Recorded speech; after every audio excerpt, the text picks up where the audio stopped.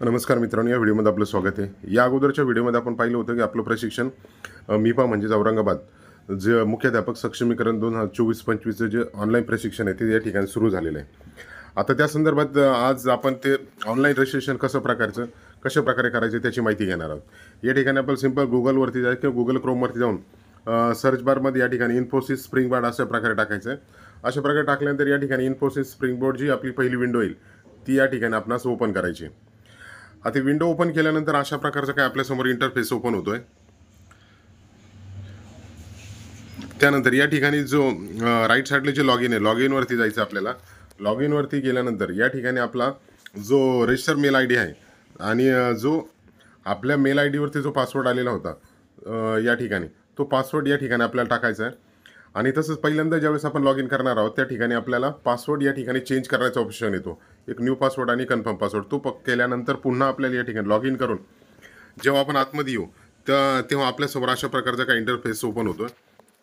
त्याच्यानंतर सर्वप्रथम log in केल्यानंतर या ठिकाणी आपण जे राईट साईडला जो सर्कल दिसतं सर्कलवरती क्लिक केल्यानंतर आपल्याला या ठिकाणी दिसून येईल की आपल्या प्रोफाईलची पूर्ण या ठिकाणी माहिती दिसते। आपलं नाव दिसते, पूर्ण जो रजिस्टर मेल आय डी, तो मोबाईल नंबर या ठिकाणी दिसतोय आणि बाकीच्या सगळ्या काही गोष्टी ज्या इंटरेस्ट वगैरे आहेत त्या गोष्टी आपण या ठिकाणी क्रिएट करायच्या आहेत। अशा प्रकारे आपल्यासमोर येते। यानंतर याला सेव्ह केल्यानंतर या ठिकाणी आपल्याला जे महत्त्वाचं काम या ठिकाणी जो सर्च बार दिसतोय या सर्च बारवरती जाऊन या ठिकाणी भाषा इंग्लिश करायची आहे आणि त्याच्यानंतर या ठिकाणी मिपा असं सर्च करायचं आहे। ज्यावेळेस आपण मिपा असं सर्च करू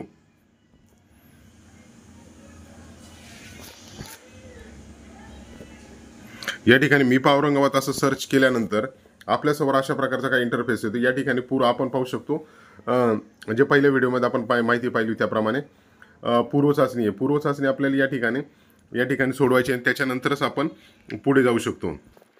तर या ठिकाणी अशा प्रकारचा इंटरफेस झाला। पूर्वचाचणी आहे, मुख्याध्यापक व्यवसाय प्रशिक्षण फेज 2 आहे, फेज 1 आहे आणि प्रशिक्षण मुख्याध्यापक व्यावसायिक सक्षमीकरण प्रशिक्षण अशा प्रकारचे टॅब दिलेला आहे। यामध्ये या ठिकाणी आपण पूर्वचाचणीवर जर क्लिक केलं तर या ठिकाणी आपण पाहू शकतो काही या ठिकाणी स्टार्टवरती मी या ठिकाणी सुरू केलेलं आहे, त्यामुळे या ठिकाणी आपण पाहू शकता काही दिसते। या ठिकाणी आपल्याला या ठिकाणी काही व्हिडिओज आहे आणि काही PDF आहे, त्याचं वाचन करायचं आणि व्हिडिओ पाहायचे आहेत। अशा प्रकारे आपण या ठिकाणी पाहू शकतो। त्यानंतर या ठिकाणी आपण एक जो अगोदरचा कंटेंट आहे, कंटेंट पूर्ण केल्याशिवाय पुढच्या कंटेंटवर या ठिकाणी जाऊ शकतो। जर मुख्याध्यापक पाहायचं तर या ठिकाणी आपण डायरेक्टली मुख्याध्यापक व्यवसाय सक्षमीकरण प्रशिक्षण फेज 2 मध्ये जर या ठिकाणी गेलो तर या ठिकाणी जर आपण या ठिकाणी complete all pre contents to access the content म्हणजे या ठिकाणी आपले पूर्वचाचणी नंतर त्यानंतर फेज 1 हे पूर्ण केल्याशिवाय आपण फेज 2 वरती जाऊ शकत नाही। अशा प्रकारे आपण एक जो टॉपिक आपल्याला पूर्ण करून मगच पुढे जायचे। त्यामध्ये काही व्हिडिओ पाहायचे आणि काही PDF आहे आणि त्यानंतर सगळ्यात शेवटी या ठिकाणी स्वाध्याय देखील असणार आहे। तो पूर्ण केल्यानंतर आपण पुढच्या फेजकडे जाऊ शकतो।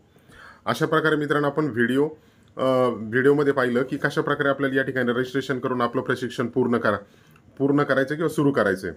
अशा प्रकारेच वेब ॲप्लिकेशन जे आहे, वेब ॲप्लिकेशनद्वारेही आपण या ठिकाणी सेम गोष्ट या ठिकाणी करू शकतो।